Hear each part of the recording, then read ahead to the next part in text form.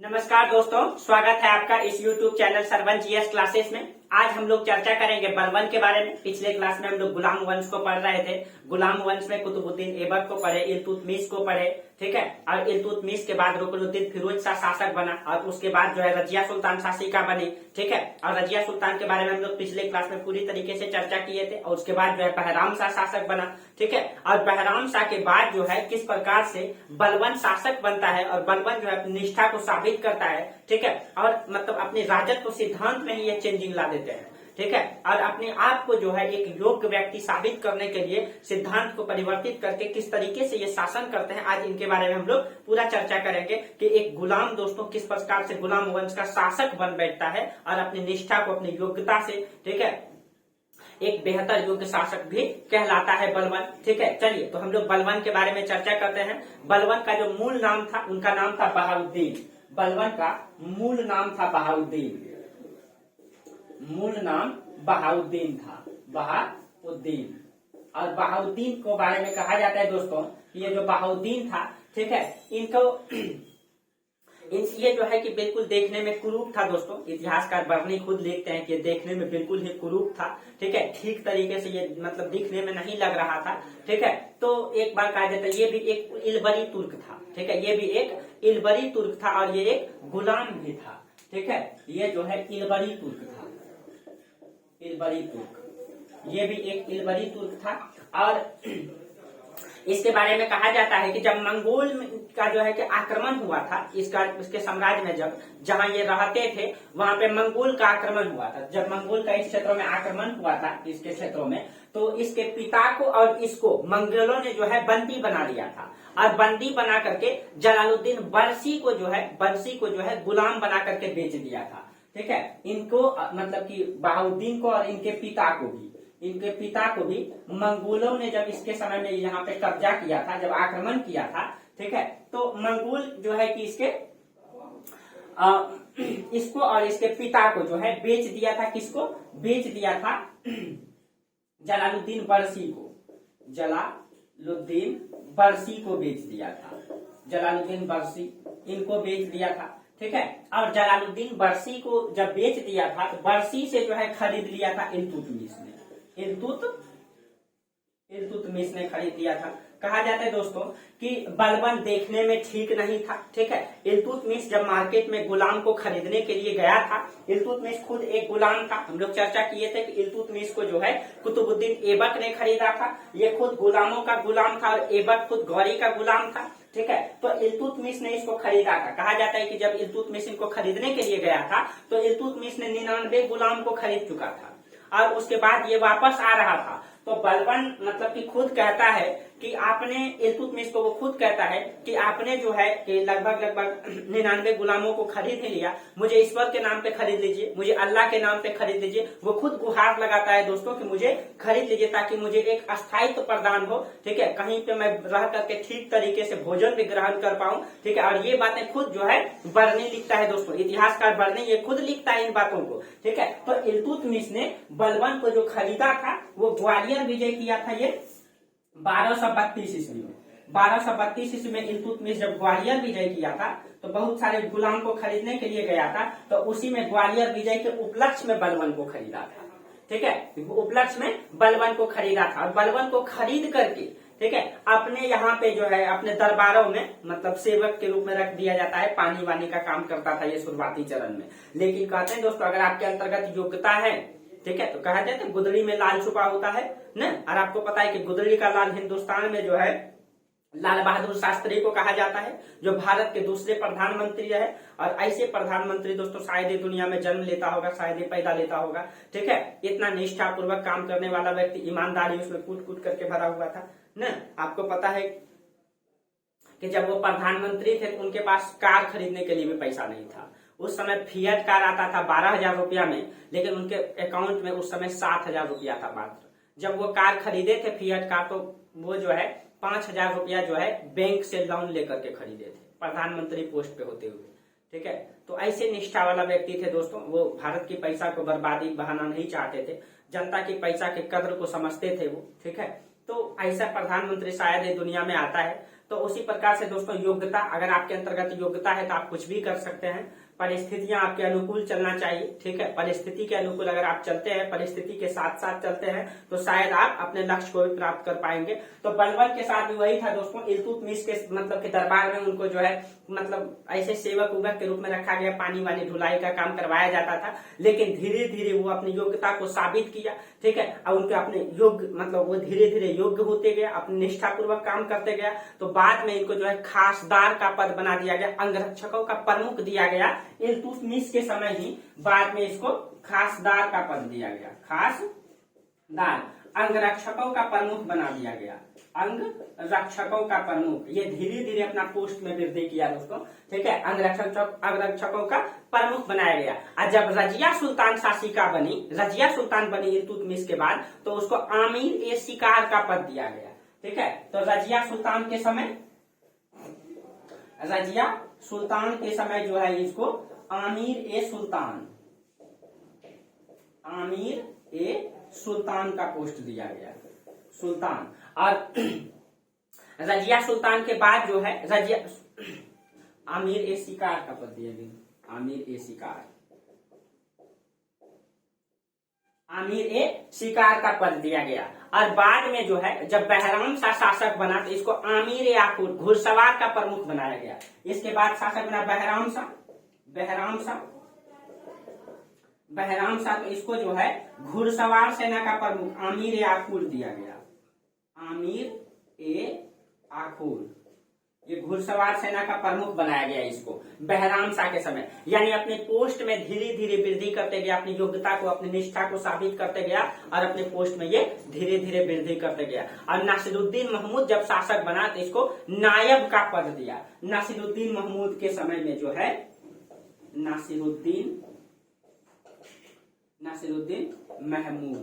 नासिरुद्दीन महमूद के समय इसको नायब का पद दिया गया, नायब का पद दिया गया।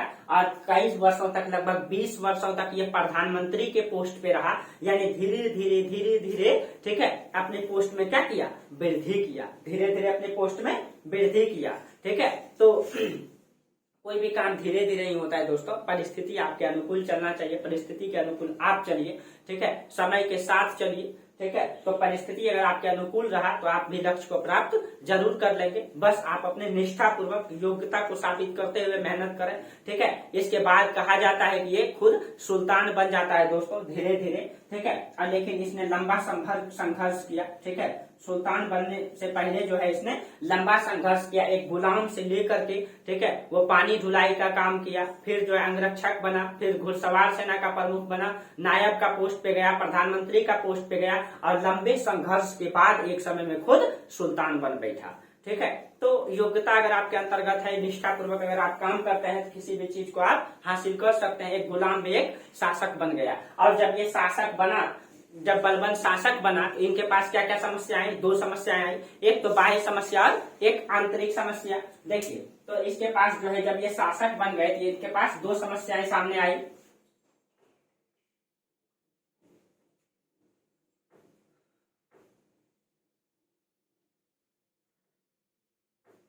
ये जब शासक बने तो इनके पास 2 समस्याएं आई। एक तो इनके पास बाह्य समस्या, और बाह्य समस्या में आपको पता है कि मंगोल का आक्रमण सबसे बड़ा चीजें है, ठीक है। बाह्य समस्या में मंगोल का आक्रमण, अब हर समय जो है मंगोल आक्रमण करता था, मंगोल का आक्रमण। और दूसरा आपका आंतरिक समस्या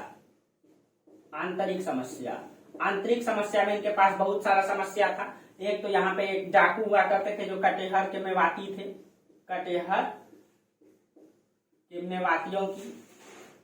मेवातियों की समस्या। दूसरा इनका है कटेहर के मेवाती की समस्या। दूसरा है बंगाल की समस्या, बंगाल में बार बार विद्रोह होता था, बंगाल की समस्या। तीसरा है अपनी निष्ठा साबित करना, जब तक, क्योंकि ये जो है ये 40 दल का सदस्य था, ठीक है। ये 40 तुर्क दल जो था उसी का सदस्य था और उसी का सदस्य ये सुल्तान बन बैठा। तो कहीं न कहीं अपनी निष्ठा साबित करेगा ना, कि भाई हम शासक बनेंगे, अगर हम 40 तुर्कों में से एक तुर्क हम ऐसे हैं जो शासक बनने के काबिल हैं, तो आप अपने काबिलियत को साबित करेंगे ना, अपनी योग्यता को साबित करेंगे ना कि किस प्रकार से मैं शासक बन सकता हूँ। ठीक है, तो ये सारी समस्या इनके पास आई, अपनी मतलब औचित्य को सिद्ध करना है। ठीक है, देखिए तो उसने जो है एक एक करके सबसे पहले उनको तो आंतरिक समस्या से निपटना होगा, तब तो वो बाह्य समस्या से निपटेगा। पहले वो मुख्य रूप से शासक बन के शांति स्थापित करेगा, तब वो जाकर के बाह्य समस्या से अपना सामना करेगा। ठीक है, तो कटेहर के मेवाती की समस्या कहा जाता है कि कटेहर के मेवाती जो है ये डाकू थे, जो जंगलों में रहते थे, यहाँ के व्यापारियों को खूब मतलब कि परेशान करते थे, इनकी संपत्ति को लूट लिया करते थे। ठीक है, ये डाकू तो 1267 में डाकुओं की समस्या से निपटने के लिए इसने क्या किया, जितना भी आसपास के दिल्ली के आसपास के जंगल थे सबको ये साफ करवा दिए। ठीक है, और इन डाकुओं की हत्या करवा दिए। तो 1267 ईस्वी में आसपास में जितना भी जंगल थे उन सब को साफ करवा करके इन डाकुओं को हत्या कर दिए। लेकिन एक बात याद रखिएगा दोस्तों, बलबन ने जो है न तो सुई के नोक के बराबर भूमि को इसने अपने साम्राज्य में जोड़ा, न तो सुई के नोक के बराबर भूमि जो है इसने जाने दिया। यानी जितना बड़ा दिल्ली सल्तनत था जिसको इल्तुतमिश ने स्थापित किया था उसी पर इसने शासन किया। ठीक है, न तो इसने जाने दिया न तो इसने जोड़ा। ठीक है, अब देखिए एक समस्या हो गया कटेहर की मेवातियों की, दूसरा समस्या है बंगाल की समस्या। आपको देखिए दोस्तों, दिल्ली आपका यहाँ पड़ता है। ठीक है, और बंगाल जो है हमेशा दूर रहा है और ये उपजाऊ क्षेत्र रहा है, और उपजाऊ क्षेत्र होने के कारण उपज वहां ज्यादा होता है, टैक्स ज्यादा आता है, जिससे जो है कि लाभान्वित होकर के वहां के शासक हमेशा विद्रोह कर दिया करते थे। इस समय बंगाल की राजधानी लखनऊती थी, बंगाल की राजधानी लखनऊती, और यहाँ का जो सूबेदार था जिसको इक्तेदार कहते हैं, यहाँ का इक्तेदार था तुगरील खां। ठीक है, यहाँ का इक्तेदार था तुगरील खां। ठीक है, अब दिल्ली आपका दूर में है, यहाँ आपका दिल्ली है। ठीक है, दिल्ली दूर है। अब देखिए उसके बाद इसी समय अवध का सूबेदार था अमीन खां। अवध आपको पता है यहाँ पड़ता है उत्तर प्रदेश। अवध का नवाब था इस समय अमीन खां। अब देखिए हुआ क्या था दोस्तों, बलबन। ठीक है, बलबन एक ऐसा शासक था दोस्तों, जब विद्रोह करता था कोई तो वो इसको बख्शता नहीं था। ठीक है, अब दूर होने के कारण जो है बंगाल जो है बार बार विद्रोह कर रहा था, ये शुरुआती चरण से ही दिखाई देता है। तुगरील खान ने 1200 मतलब कि 79 में 1200 मतलब कि हाँ एक सेकेंड दोस्तों, हाँ 1279 यानी 1279 ईस्वी में इसने तुगरील खान ने विद्रोह किया। 1279 में तुगरील खान ने विद्रोह किया और बंगाल को स्वतंत्र घोषित कर लिया, अपने आप को जो है स्वतंत्र शासक घोषित कर लिया। बलबन कई बार समझाया भी कि भाई मान जाओ, अभी बहुत सारी समस्या है मेरे पास, लेकिन वो माना नहीं। ठीक है, विद्रोह करके गयासुद्दीन की उपाधि धारण कर लिया। ये तुगरील खान जो है विद्रोह करके गयासुद्दीन की उपाधि धारण कर लिया और अपने आप को स्वतंत्र शासक घोषित कर दिया। जब स्वतंत्र शासक घोषित कर दिया तो बलबन को बहुत गुस्सा आया कि भाई वो बार बार बंगाल दूर होने के कारण से जो है विद्रोह कर रहा है, जिसके कारण से उसने अमीन खां को बोला कि जाइए आप और इसका विद्रोह को दबा करके वापस आइए। तो कहा जाता है कि अमीन खां गया दोस्तों इसका विद्रोह को दबाने के लिए, लेकिन अमीन खां विद्रोह को दबा ही नहीं पाया। ठीक है, विद्रोह को नहीं दबा पाया, ये बिल्कुल मतलब इसके सामने यही अयोग्य साबित हो गया।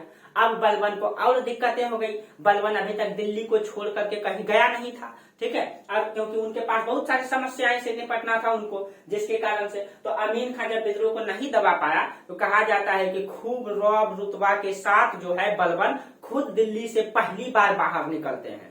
ठीक है, पहली बार बाहर निकलते हैं। उसके बाद वो सबसे पहले वो अवध आए। अवध में आकर के अमीन खां को कहा जाता है कि अवध के किले के दरवाजे में ही जिंदा लटका दिया इनको। ठीक है, अवध के किले के दरवाजे में इसको जो है जिंदा लटकवा दिया। ठीक है, अमीन खां को पकड़ करके उसके बाद जो है यहाँ से वो बंगाल जो लखनऊती आए।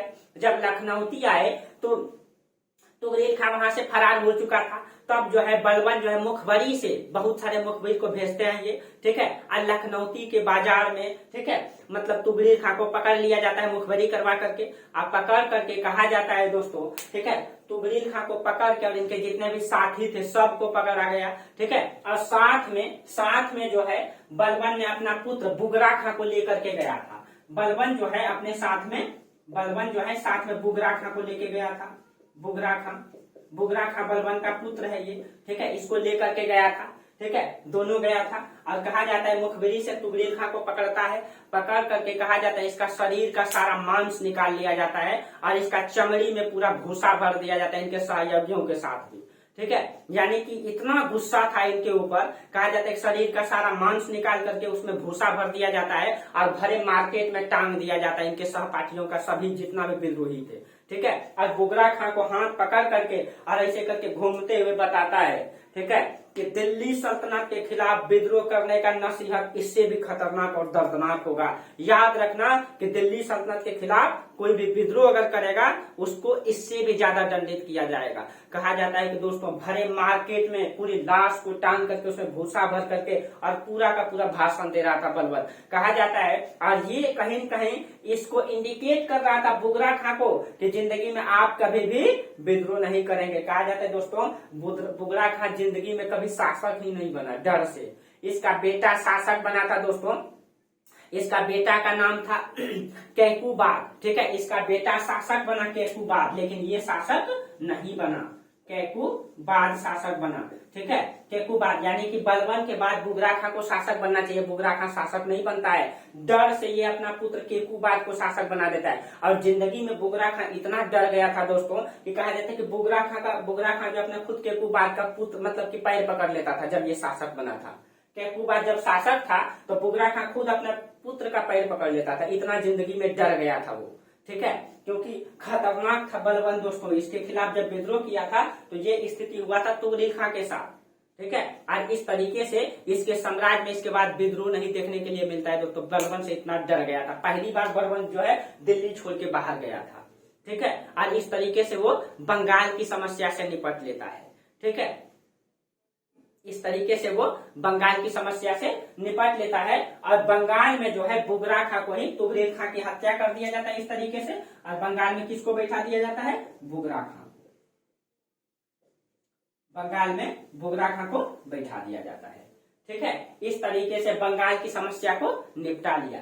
तो बंगाल की समस्या निपट गया और उसके बाद अपने औचित्य यानी अपनी निष्ठा को साबित करना, ठीक है। अब देखिए इससे पहले हम लोग मंगोल की बाह्य समस्या को देख लेते हैं, क्योंकि निष्ठा को साबित करने के लिए उसने जो राजत्व सिद्धांत लाया था, ठीक है, राजत्व सिद्धांत लाया था उसको थोड़ा सा पढ़ेंगे हम लोग लास्ट में। पहले हम लोग मंगोल की समस्या को देख लेते हैं। देखिए मंगोल जो है बार बार इधर से आक्रमण करना स्टार्ट कर दिया था, हर साल लगभग 2 साल 3 साल में। और मंगोल जो है खतरनाक टाइप का था, ठीक है। उसके पास बहुत उस समय जो है नए नए किस्म के औजार थे, हथियार थे और वो लोग बार बार आक्रमण करते थे और दिल्ली को लूट करके वो लोग वापस चले जाते थे। बार बार वो लूटते थे वापस चले जाते थे, ठीक है। और इल्तुतमिश किस प्रकार से इससे निपटे थे हम लोग चर्चा किए ही थे। उसके बाद जो है आगे भी मंगोल का आक्रमण हुआ न, दिल्ली को बार बार दिल्ली में बहुत सारा संपत्ति ये लोग भर के रखता था और वो लोग आता था लूट के चला जाता था, यानी कि संपत्ति भरना ही बेकार हो जाता था। इसीलिए बलबन इसका स्थायित्व चाहते थे, बलबन जो है स्थायित्व चाहते थे। इसीलिए उसने उत्तर पश्चिम के क्षेत्रों में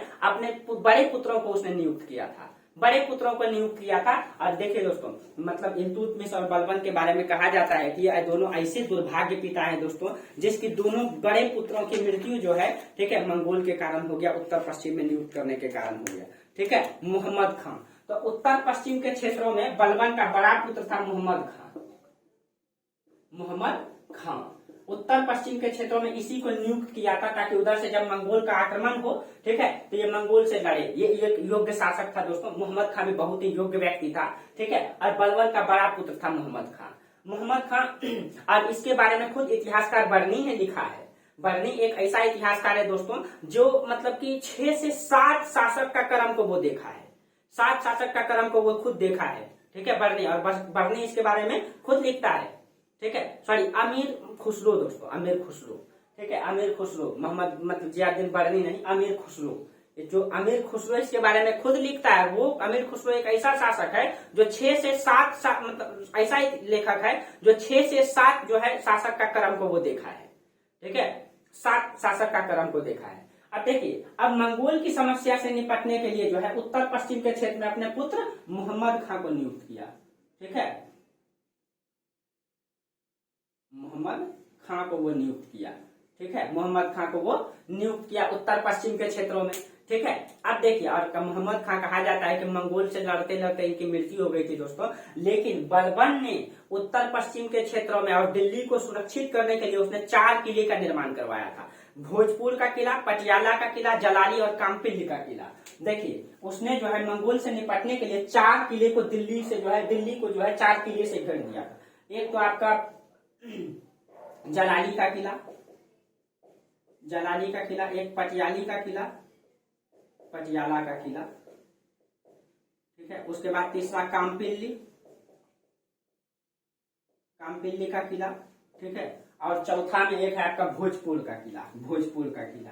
याद रखिएगा, ये 4 किला का निर्माण किया था मंगोल से निपटने के लिए, ठीक है, मंगोल से निपटने के लिए। और अंततः कहा जाता है दोस्तों, ये जो मोहम्मद खां था, मंगोल से लड़ते लड़ते ही ये मारा गया था, ठीक है, मंगोल से लड़ते लड़ते ही। और इल्तुतमिश का भी पुत्र था जो मंगोल से लड़ते लड़ते मर गया था, ठीक है। और बलबन भी ये दोनों एक ऐसे दुर्भाग्य पिता है दोस्तों जिसकी बड़े पुत्र की ही मृत्यु हो गई थी, ठीक है। और अमीर खुसरो, ठीक है, और कहा जाता है कि इसकी मृत्यु जो है मंगोल से लड़ते लड़ते हुई। और इसी के अधीन, ठीक है, मोहम्मद खां के अधीन ही अमीर खुसरो और अमीर हसन देहलवी ने अपना साहित्यिक जीवन की शुरुआत किया था इसी के समय में, ठीक है। इसी के दरबार में रह करके अमीर खुसरो, ठीक है, और आपका अमीर हसन देहलवी,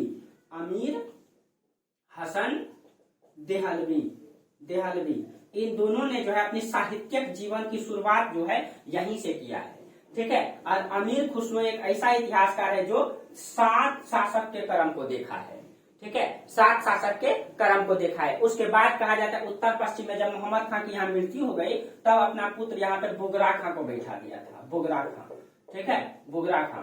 और यही बुगरा खां को यहाँ बैठा दिया उत्तर पश्चिम में। और जब बंगाल में विद्रोह हुआ, तो बंगाल को जब दबाने के लिए जब मतलब कि बलबन जा रहे थे, तो यहाँ से बुगरा खां को बुला करके यहाँ लाए थे, ठीक है, वहां पे लेकर के गए थे। तो इस प्रकार से उसने बाह्य समस्या से भी निपट लिया, ठीक है। लेकिन दिल्ली को उसने कहीं न कहीं 4 किला से घेरने का काम किया, ताकि वो जो है अस्थायित्व प्रदान हो जाए, मंगोल का आक्रमण से जो है बार बार उनको ये इन समस्याओं को न झेलना पड़े, ठीक है। ये और अपनी निष्ठा को साबित करने के लिए दोस्तों उसने बलबन ने राजत्व सिद्धांत को लाया, ठीक है।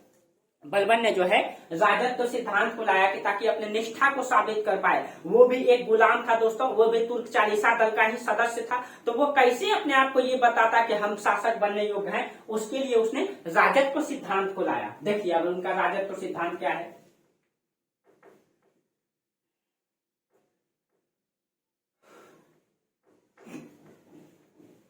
देखिए बलबन का राजत्व सिद्धांत,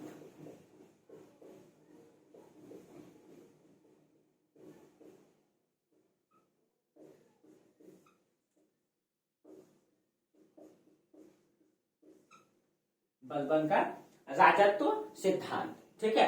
अब देखिए, अब बलबन भी एक गुलाम तुर्क था, ठीक है, इसको इल्तुतमिश ने ही खरीदा था, ठीक है, और ये भी चालीसा दल का सदस्य था, ठीक है। और बलबन ने इसको खासदार का पोस्ट दिया था। तो ये अपने आप को कैसे साबित करता इन सदस्यों में से कि मैं एक शासक बनने योग्य हूँ, मैं इस काबिल हूँ कि मैं एक शासक बन सकता हूँ, इसके लिए उसने राजत्व सिद्धांत लाया। ये जो है अपने आप को, ठीक है, अपने आप को उच्च साबित करने के लिए अपने आप को नियाबत एक खुदाई कहता है। ये सभी तुर्कों में आकर के सभी को मोटिवेट करता है, 40 दल में जो है सभी को ये बुलाता है और सबको मतलब मोटिवेट करता है। ये कहता है कि मैं नियाबत एक खुदाई हूँ, यानी कि ईश्वर का प्रतिनिधि हूँ, मुझे ईश्वर ने खुद भेजा है, ठीक है, मुझे ईश्वर ने खुद भेजा है कि मैं आप लोगों का संरक्षण कर पाऊं, शासक बन पाऊं, ठीक है। तो ये अपने आप को 40 तुर्कों में ये अपने आप को अपनी निष्ठा को साबित करने के लिए खुद कहता है कि मैं नियाबत एक खुदाई, ये कहता है अपने आप को, ठीक है। राजत्व सिद्धांत में ये 40 तुर्कों का सदस्य था,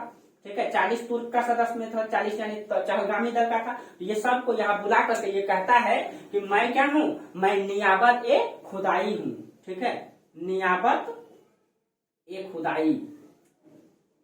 खुदाई अपने आप को कहता है, यानी कि ईश्वर का प्रतिनिधि ये अपने आप को कहता है, ठीक है, प्रतिनिधि कहता है कि मैं ईश्वर का प्रतिनिधि हूँ। ये अपने आप को अफरासियाब वंशज से अपने आप को जोड़ने का प्रयास करता है। ठीक है, ये अफरासियाब वंशज वो है दोस्तों जो पैगंबर मोहम्मद के जो उत्तराधिकारी हैं, ठीक है, उससे ये ईरान के अफरासियाब वंशज से ये अपने आप को जोड़ते हैं कि मैं उनका वंशज हूँ, यानी पैगंबर मोहम्मद साहब का वंशज हूँ। ये अपना महल भव्य तरीके से तैयार करवाता है, बड़ा सा महल तैयार करवाता है, ठीक है, सुल्तान, ताकि ये सुल्तान लगे दिखने में। ठीक है, कई तरह का ये दिखावा करता है, सुल्तान लगने के लिए कई तरह का दिखावा करता है, अपने आप को ईश्वर का प्रतिनिधि बताता है, अपने आप को जो है अफरासियाब वंशज, ईरान के अफरासियाब वंशज से जोड़ता है जो पैगंबर मोहम्मद साहब के थे। ठीक है, बड़ा सा महल तैयार करवाता है, यानी कि सुल्तान ये अपने आप को दिखाए, इसके लिए कई प्रकार का दिखावा करता है। लोगों की मानसिकता को अपने मतलब नीचे लाने के लिए इसने दो तरह की मतलब नीति को लागू किया। ठीक है, इसने जो है लोगों की मानसिकता नीचे लाने के लिए, ताकि सबको इससे नीचे दिखाई दे, ठीक है, इनके मानसिकता को, लोगों की मानसिकता को गिराने के लिए और अपनी निष्ठा को ऊंचा उठाने के लिए इसने सिजदा और पायबोस दो चीजें लाता है। ठीक है, इसने जो है सिजदा, जब ये शासक बनता है तब ये सिजदा और पायबोस की नीति को लागू करता है। पायबोस, सिजदा मतलब झुक करके सलाम करना, ठीक है, झुक कर सलाम करना, और जो है पायबोस का मतलब हो गया कि झुक करके सलाम करेगा। ठीक है, झुक करके सलाम करना और चुंबन करना। ठीक है, चुंबन करना, यानी कि कोई भी व्यक्ति जब बलवन से मिलने जाएगा, कोई भी रहे, चाहे उसका इख्तिदार क्यों न रहे, ठीक है, जब बलवन से वो मिलेगा तो सबसे पहले उसके सामने झुकेगा, उसका पैर का चुंबन करेगा। सोचिए दोस्तों, ये मानसिक रूप से गिराने का प्रयास कर रहा है। जो व्यक्ति के सामने कोई मिलने के लिए जाता है, उसका पैर को चुंबन करता है, झुक करके सलाम करता है, वो व्यक्ति कभी भी उसके खिलाफ विद्रोह करेगा? मानसिक रूप से इतना ऊंचा मान रहा है उस व्यक्ति को, यानी शासक को इतना ऊंचा दिखाने का प्रयास किया जा रहा है, और उसके सामने जब कोई मिलने जाता है तो वो चुंबन करता है, तो वो कभी भी उसके खिलाफ हिम्मत करेगा विद्रोह करने का? नहीं करेगा। तो इसीलिए अपनी निष्ठा को ऊंचा उठाने के लिए, अपने लोगों की मानसिकता को गिराने के लिए कई प्रकार का दिखावा करता है। ठीक है, ये नवरोज को लागू किया था। ये नवरोज जो है, नवरोज एक त्योहार था जिसमें सूर्य की पूजा होता था। ठीक है, ये ईरान में चलता था, ये यहाँ भी लागू करता है। ठीक है, ये जो है ईरान में चलता था। नवरोज की त्योहार की शुरुआत याद रखिएगा, ये क्वेश्चन पूछा गया है। ठीक है, नवरोज इसने, ये पहले ईरान में चलता था लेकिन इसने यहाँ भी लागू किया। इसमें सूर्य की पूजा की जाती है 19 दिन। ठीक है, सूर्य की पूजा की जाती है इसमें, और 19 दिन इसमें पूजा की जाती है। ठीक है, नवरोज में। तो इसकी शुरुआत इसी ने किया था हिंदुस्तान में। ठीक है, और इसने अपने दरबार में शराब, हंसी मजाक, संगीत सबको बंद करवा देता है। सोचिए किस प्रकार से, जिस प्रकार औरंगजेब अपने दरबार, इसलिए इसको औरंगजेब का कुछ मामले में पुरोगामी भी माना जाता है। ठीक है, तो ये अपने दरबार में जो है शराब को बंद कर देता है कि कोई शराब नहीं पिएगा, कोई हंसी मजाक नहीं करेगा। ठीक है, हंसी मजाक का कट्टरपनी दिखाई देता है। ठीक है, संगीत, इन सभी चीजों को ये बंद करवा दिया था। ठीक है, शराब, हंसी मजाक, संगीत, इन सब को ये बंद करवा दिया था। ये मतलब अपने आप को कट्टर दिखाने का प्रयास करता है। ठीक है, लेकिन बलबन कुछ मामले में अच्छे भी कायद किए थे दोस्तों, जैसे न्याय व्यवस्था। ठीक है, कुछ अच्छे कायद भी इसने किए थे, जैसे न्याय व्यवस्था को अगर इसका देखा जाए, ठीक है, न्याय व्यवस्था को अगर देखा जाए तो ये कहता है कि हमारे राज्य में कोई भी जनता निष्पक्ष न्याय से वंचित नहीं हो सकता है। ठीक है, जनता जो है, जनता के बीच ये लोकप्रियता को, ठीक है, लोकप्रियता बढ़ाने के लिए ये कहता है कि हमारे राज्य का कोई भी जनता निष्पक्ष न्याय से वंचित नहीं हो सकता है। ठीक है, देखिए कहीं कहीं इसका दोहरा चरित्र भी दिखाई देगा आपको, जहां न्याय के बारे में ये कहता है कि कोई भी जनता निष्पक्ष न्याय से वंचित नहीं रह सकता है, यानी ये आम वर्गों का, निम्न वर्गों का निष्ठा पाने के लिए, अपने आप को अच्छा साबित करने के लिए ऐसा कहता है। ठीक है, अमीर और तुर्क का ये विरोध भी करता है। ठीक है, जो अमीर वर्ग था इसके दरबार में, आपको पहले ही बोले, ठीक है, अमीर जो 40 तुर्क था वो अमीर वर्ग था। ठीक है, अमीर वर्ग था, जो तुर्क वर्ग था इसका वो विरोध भी करता है, इसका वो विरोध भी करता है। ठीक है, तो एक तरफ बलबन कहीं कहीं दोहरा चरित्र इसका दिखाई दे रहा है, एक तरफ कहीं कहीं वो निष्पक्ष न्याय की बात करता है, एक तरफ वो मतलब विरोध करता है।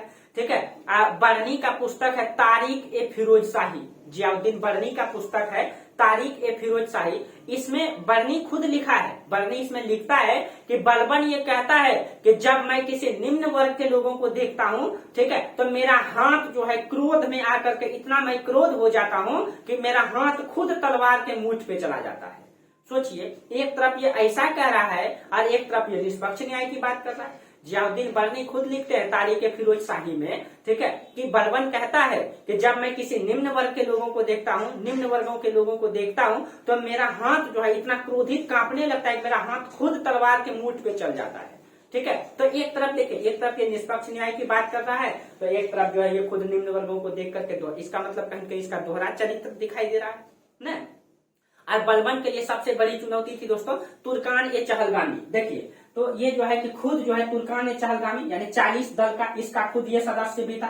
ठीक है, ये सदस्य भी था, और इस सदस्य में से एक सदस्य खुद बलबन भी है। तो बलबन ये कैसे साबित करेगा कि हम जो है कि शासक बनने योग्य हैं। ठीक है, और हमेशा आप लोग ध्यान में रखिए, जब इल्तुतमिश की मृत्यु हुई, ठीक है, इल्तुतमिश की मृत्यु जब 1236 में हुई, तो 1236 से लेकर के बलबन का शासक तक देखिए 1266 तक, इस बीच में जो है बलबन के बीच में जो है कई सारे शासक आए, कई सारे शासक आ चुके हैं 1266 के बीच में। ठीक है, इसमें आपका इल्तुतमिश के बाद जो उनका बेटा रुकनुद्दीन फिरोज शाह, रजिया सुल्तान, ठीक है, उसके बाद बहराम शाह, कई सारे शासक आए। ठीक है, और उसके बाद मसूद शाह, यानी 5-6 शासक आए, जो ये दिखा रहा है कि कहीं न कहीं उसमें से उस समय जो है ये जो 40 तुर्क था, उस समय ये पावरफुल हो गया था, यानी कि शासक जो है वही काम करता था जो ये 40 तुर्क चाहता था। यानी 40 तुर्क का जो पकड़ था, जो चहलगामी दल का जो पकड़ था, वो दरबार में अधिक हो चुका था,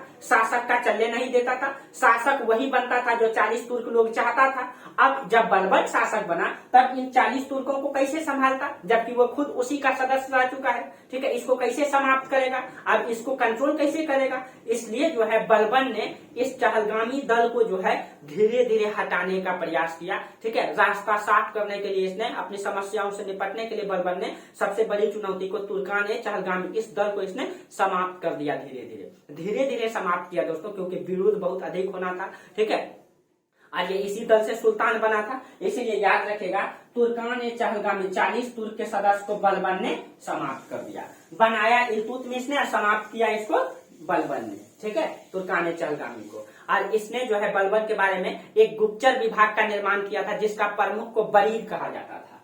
ठीक है, बलबन जो है एक गुप्तचर विभाग बनाया था, गुप्तचर, और इसका गुप्तचर विभाग का जो प्रमुख होता था, इसका जो प्रमुख होता था उसको बरीद कहा जाता था। ठीक है, बरीद, गुप्तचर विभाग का प्रमुख को बरीद कहा जाता था। ठीक है, और कहा जाता है कि सुल्तान और बरीद के बीच में कोई नहीं होता था। ठीक है, यानी कि बरीद जो है कोई भी सूचना डायरेक्ट सुल्तान को पहुंचाता था, इसके बीच में कोई नहीं होता था, डायरेक्ट सुल्तान को ये अपनी सूचना देता था। ठीक है, डायरेक्ट सुल्तान को। और कहा जाता है कि इसी ने सबसे पहले सिख का विकास किया था, इसका मुखिया सिकदार होता था। देखिए, सबसे पहले इसने सिख का विकास किया, सिख। ठीक है, सिख जो है जिला, जैसे अभी जिला होता है, तो जिला से नीचे जो है सिख बनाया था इसने, और इसका जो प्रमुख होता था वो सिकदार होता था, सिकदार होता था। ठीक है, तो याद रखिएगा ये सिख, ये प्रशासन में सिख व्यवस्था को लाया था। इसने सैन्य विभाग की भी स्थापना किया था, जिसको दीवान ए अर्ज कहा जाता है।